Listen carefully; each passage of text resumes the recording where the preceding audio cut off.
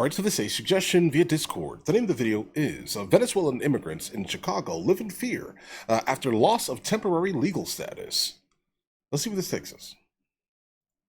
The Trump administration announced today that starting on September 2nd, Haitians cannot remain in the U.S. under a special temporary protection status they'd been granted. Okay. About 500,000 Haitians in the U.S. could now face deportation. The U.S. government says Haiti, which has been racked by gang violence, is now safe enough for residents to return home. That's despite State Department warnings that advise Americans not to travel to Haiti. It's part of a broader change by the administration to revoke legal protections for citizens of several unstable countries, including Venezuela. Many Venezuelan migrants ended up in Chicago, where special correspondent Fred DeSam Lazaro reports about a community on edge. It's part of our series, Race Matters. Race Matters? Here in Chicago, two successful entrepreneurs have carved out a piece of their American dream. They were proud to invite us into their thriving business with 24 employees. As immigration raids intensified in Chicago, though, they asked us to hide their identities. We have a community that is very afraid.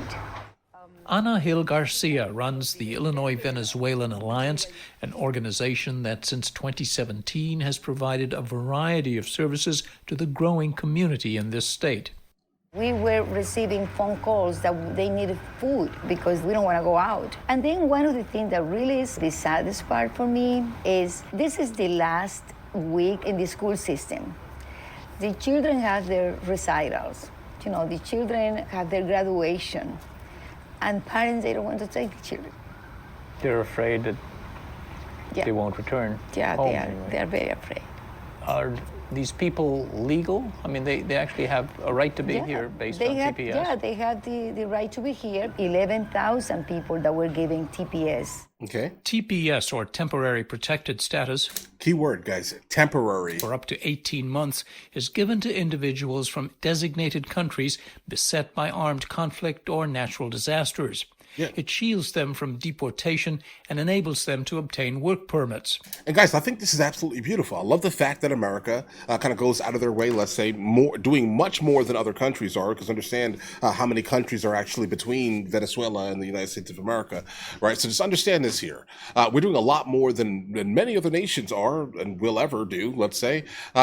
We're giving you guys 18 months to basically figure out what you guys want to do. It does not mean you're staying here. Okay, it absolutely means that you have the ability to kind of, get a work permit, get some money, and then figure out your next plan. All right. The problem is that a lot of people get super comfortable, and specifically with how much is actually being given to some of these individuals from the United States of America. Right. Like, think about all of this for a second here. Right. They're getting much more than they ever would have gotten in an entire year, let's say, coming from the countries that some of these individuals are coming from. They get super comfortable, immediately think that this is a permanent thing, and not realizing that legitimately you're here under what? TPS, right? The temporary protected status. Bro, we cannot take care of you for the rest of your life, bro. Let's just be honest here. I mean, I get it. One of the individuals that are shown here, they have a business and it's thriving. Great. But again, you should have been putting some of that income, let's say, to getting your paperwork set up, so maybe you could potentially stay and kind of get off of the TPS at least. How am I supposed to? I can't. What am I supposed to feel about that, bro? Right? You're temporary, and you didn't, while you were here, decide you didn't put all of your effort into doing everything you possibly could to stay. There are currently more than 1 million TPS holders in the U.S. from more than a dozen countries. The Biden administration granted some 230,000 Venezuelans TPS status in 2021 and expanded protections in 2023 as Venezuelan President Nicolas Maduro cracked down on opposition as inflation spiked and as food prices soared. Right. They emptied their jails into our country. The Trump administration moved quickly to end those protections, the president singling out Venezuelans in particular.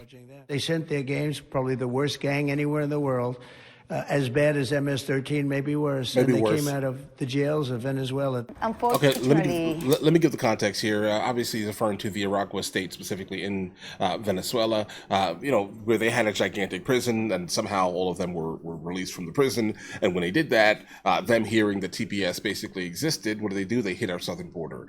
I think that's the context of what he's actually saying here. I do think that Tren de Aragua, specifically based off of the structure of how that, street fraternity basically, works, I could probably say that it may be worse than MS-13 in many ways, as that they got so big, specifically in the Aragua state, that they had like a nightclub, and they had like a petting zoo, and they had women and children inside their jails. Understand how crazy things were out there. Then obviously when they hit our southern border, came into the United States of America, we are now introduced to a brand new style of absolute terror and madness. So we were not ready for that, guys. Let's just be honest here. And that did not help the cause of the other Venezuelans who came under TPS that were not hostile. They had no issue. There was nothing in them that basically dictated that they were going to be a part of that type of group. But unfortunately, the United States of America lives off of buzzwords. So when Tren de Aragua started getting gigantic and it came from Venezuela, what do you think is going to happen next? You have to blame your brethren, guys. this is a community that has been criminalized. Ana Hill Garcia says the vast majority of Venezuelan newcomers are not criminal. They're not. The At all, general at all. thinking that we have is that all those executive orders about immigrants is about us. It's not about the other immigrant. It's about, more about the Venezuelan. And Chicago, a so-called sanctuary city, has also been drawn into the national conversation around immigration. They've It's been there. quiet now, but it's to this spot called the landing zone that tens of thousands of migrants began arriving in Chicago beginning in 2022. Bussed here by Texas Governor Greg Abbott. Some 2/3 of the new arrivals were from Venezuela. August 2022, I got a phone call from the mayor's office telling me, are you aware that there are 4 buses coming from Texas and 3 of those are Venezuelans? And I said, no clue. Hill Garcia's group and other Chicago nonprofits sprang into action. We have done many different things, from clothing drive, furniture drive, TPS clinics, asylum clinics, and we were the primary providers of the interpreters and translators, right? And still we're working with them. Working with TPS holders like Tino, an IT specialist, and Belen, a teacher who fled Venezuela and asked us to hide their identity for fear of deportation. Me dice, señor, He tells me, sir, you'd better leave because they're going to Clownery now, take you guys. to jail.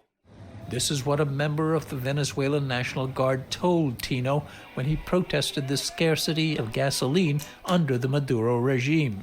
Okay. la persona que protesta, The person who protests, the one who raises his voice, becomes a target. So he fled, made Chicago his new home, and was granted TPS.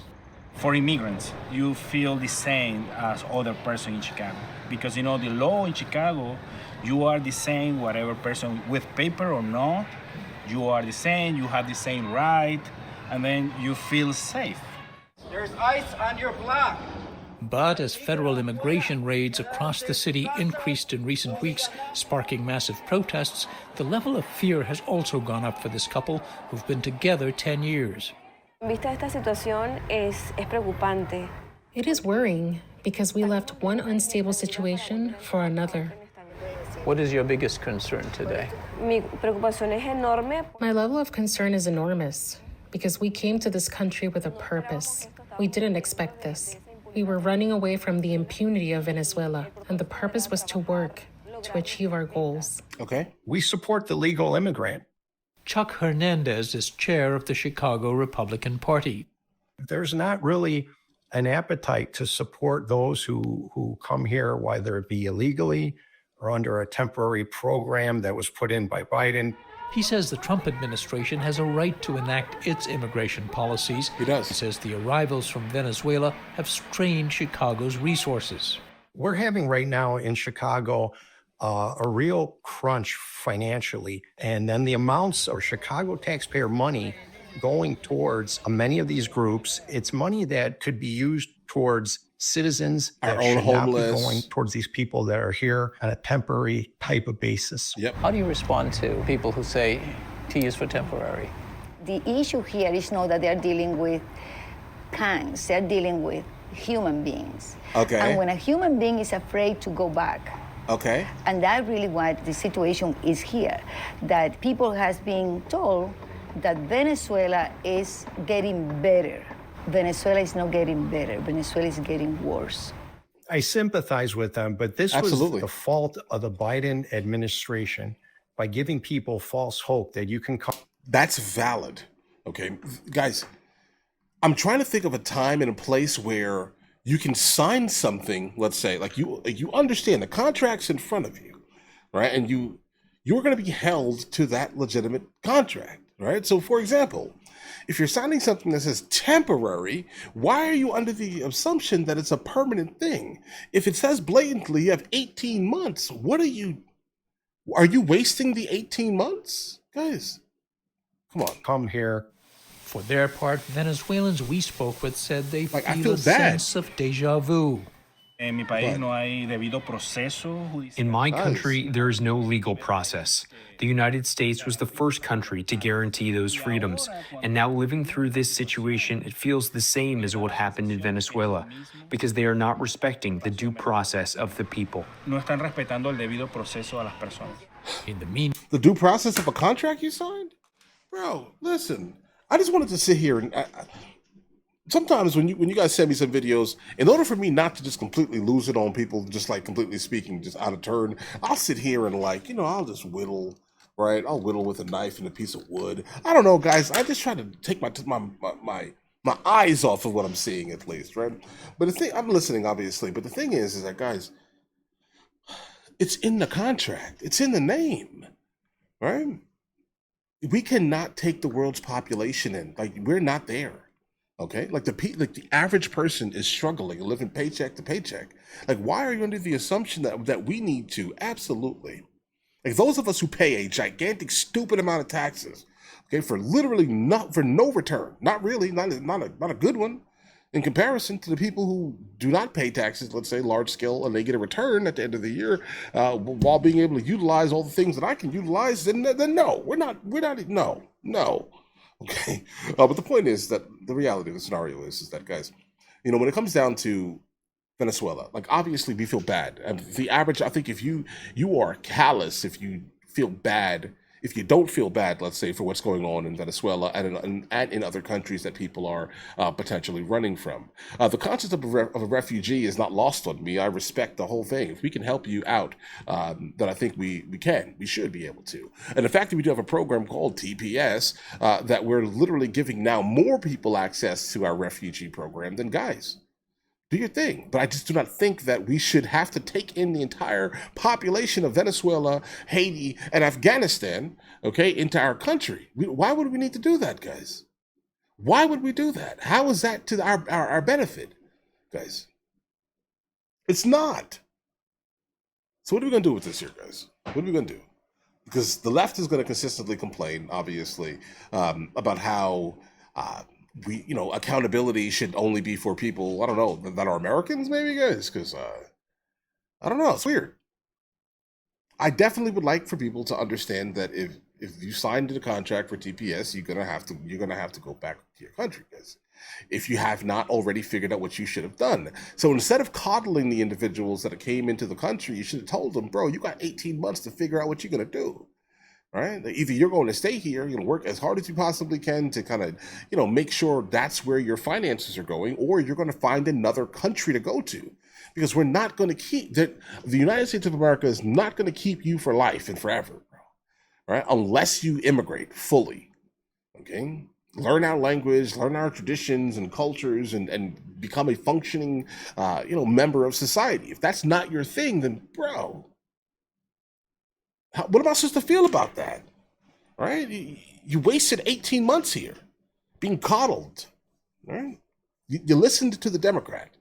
that came to your rescue and gave you as much as humanly possible to make you feel comfortable, instead of literally teaching you a skill, let's say that skill was, okay, I can't stay here, obviously. What about Canada, right? What about some other country? Again, you had to pass a lot of other countries to get here, right?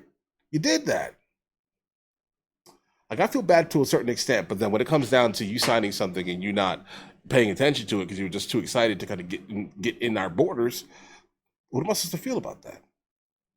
But all right, listen, guys, you guys all have an absolutely amazing day. Maybe I'm the bad guy. I could be the bad guy. You guys call me all the time in the comments. We're here for that, though. But all right, listen, you guys all have an absolutely amazing day. In the meantime, I'll catch you guys later.